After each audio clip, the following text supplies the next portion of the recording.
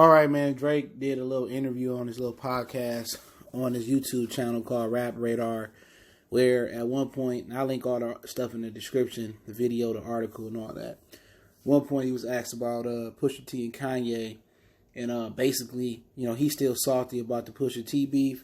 He acknowledged his L, but he has some other things to say. Let's talk a little bit about it. We back. Goodfellas Sports TV. Make sure you hit that subscribe button, bell icon button, share the video. And basically he tipped his hat for it coming out with the story of Aiden, where he basically said that, he revealed that Drake had a son, Pusha T, with a porn star or whatever, and basically people gave him the dub off the rap in the rap battle. Drake's career wasn't over with, it didn't die. But to me, that was kind of like similar to what he did to Meek. You know what I'm saying? His Meek back and forth, whatever, back to back. That shit was trash. Only line it had, I thought it was your tour is your girl tour. That was the only thing about it. And if you look at that beef between Meek and Drake, it was over a girl. It was over Nicki Minaj. And people look at beefs one way or another. Oh, Meek career over with. Meek bounced back.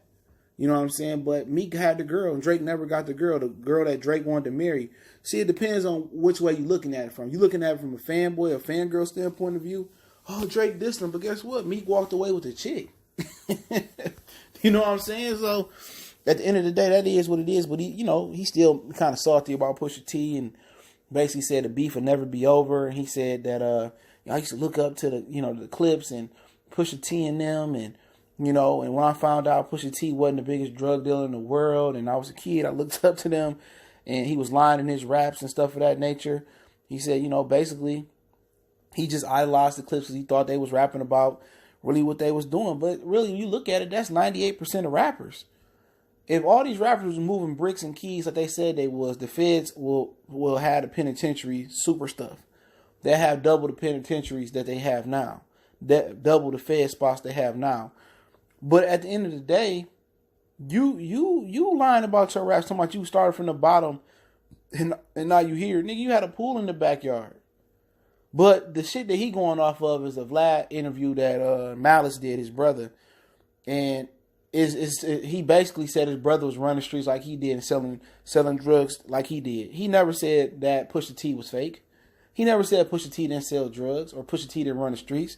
So Drake living in his own, his little world about it, but he took the L. I mean, Jay-Z took L's. LL, some people think he took L's. It happens.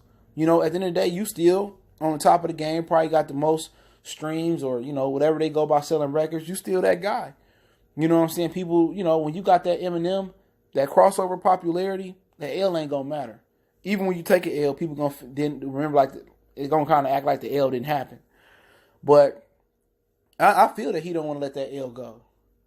But he know where it's gonna get. But Pusha T did go to Toronto and they threw stuff at the stage earlier this year. They was throwing stuff at the stage and they was riding for Drake when he came to do a concert there. But, he's still mad at Kanye. He basically said that, he didn't really know Kanye like that. And Kanye kind of used him because, Kanye gave him a song, but Kanye used Drake to finish his album. And he thought that Kanye told Pusha T about his secret son, but it actually was his manager, his homeboy, 50, his producer, who told the girl that knew, I guess, Pusha T, and he told them about Drake Baby. So he said, Pusha T said Kanye didn't tell him. He said his own man's leaked information about Drake. So I wonder, why Drake didn't really say that. But I think he more mad now that that's out the way about Kanye West, tricking him and working on his album and really not getting from it and nothing from, but free work. He got one song off of it, one instrumental from Kanye. But like I said about Kanye, people talking about ranking rappers and stuff. Kanye West is a guy that's not an authentic rapper. He steal people raps. He like Puffy. People write for Kanye. Cudi. That's why Cudi went off the rockers.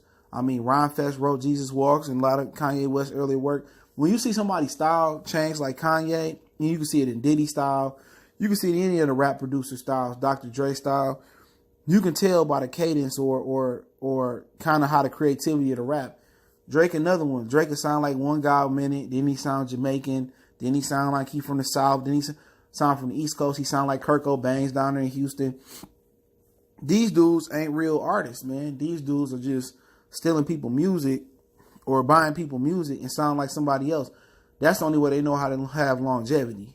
You know what I'm saying? It's hard to have that LL longevity or that Jay-Z longevity just based off your flow and your bars. That's why Drake sound like this guy, then he sound like that guy, then he sound like it's not a consistent sound. Same thing for Kanye. He sound like this guy, he sound like that guy. They all got dudes that write for him. You can't be the greatest rapper of all time. You can't be on the top 10, 15, 20 list if you don't write your bars. You know what I'm saying? You got people writing whole songs for you, but I get them. I get it's hard for him to take that L. You know what I'm saying? He took the L, then he had the whole picture of blackface. So it was more than his son about the story of Aiden. It was the blackface picture, you know, the cover, and then his son. But remember, Pusha T reignited the beef, you know, on Daytona, on Infrared. But he can't mess with Pusha T.